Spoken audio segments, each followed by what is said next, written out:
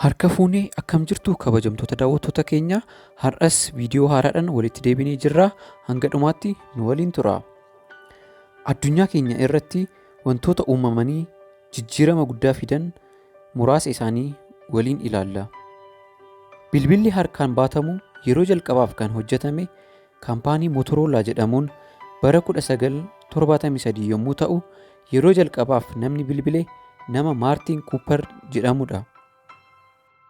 TV'n yeroo jalqabaaf kan hojjetame biyya Saan Firaansiskoo keessatti bara 1927 yommuu ta'u, nama Fiiloo Teeylar Firaanswoorz jedhamuun diizaayin godhame.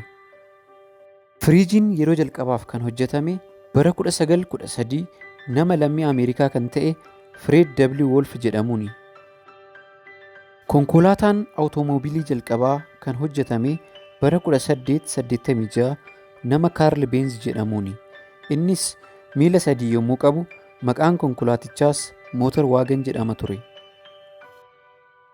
Kompiitarri dijitaalaa elektirooniksii ta'ee jalqaba kan hojjetame bara 1937 hanga 1942 yommuu ta'u, namoota lamaan Joon Viinsentii fi Kiliifoord Beerii jedhamaniini.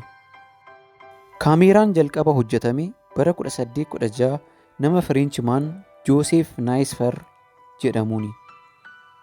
Qawwee yookaan shugguxiin yeroo jalqabaaf kan hojjetame jaarraa 10ffaa keessa biyya Chaayinaatti yommuu ta'u, maqaan isaas Faayirlaans jedhama ture. Intarneetiin yeroo jalqabaaf hojiirra kan oole bara 1969 yommuu ta'u, namoonni kalaqanis Vint Keerfii fi Boob Kahan jedhamu ture. Raadiyoon yeroo jalqabaaf hojjetame bara 1890 keessa nama biyya Xaaliyaanii Guglielmoo Maarkoonii jedhamuun yommuu ta'u, maqaan isaas Waayirles Teelegiraaf jedhama ture. Bilbilli manaa yeroo jalqabaaf kan hojjetame bara 1876 nama lammii Ameerikaa kan ta'e Aleksaandar Giraam Beeliin yommuu ta'u, namni jalqaba bilbila kanaan haasawis isaanuma. Elektirikiin yeroo jalqabaaf kan hojjetame bara 1752 nama Beenjaamin Firaanklin jedhamuun biyya USA keessatti ture. Xiyyaarri yeroo jalqabaaf kan hojjetame bara 1903 obbolaa lamaan Orville Wright fi Wilbur Wright jedhamaniin yoo ta'u, maqaa isaas The Wright Flyer jedhanii moggaasaniiru. Baaburri jalqabaa kan hojjetame bara 1804 nama dhalataa Ingilizii ta'e Riichaard Treevitiik jedhamuuni.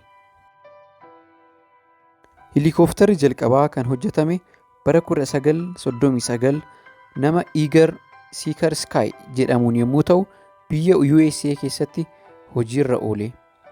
Hanga dhumaatti waan nu waliin turtaniif guddaa galatoomaa. Hanga viidiyoo haaraatiin walitti deebinutti nagaatti.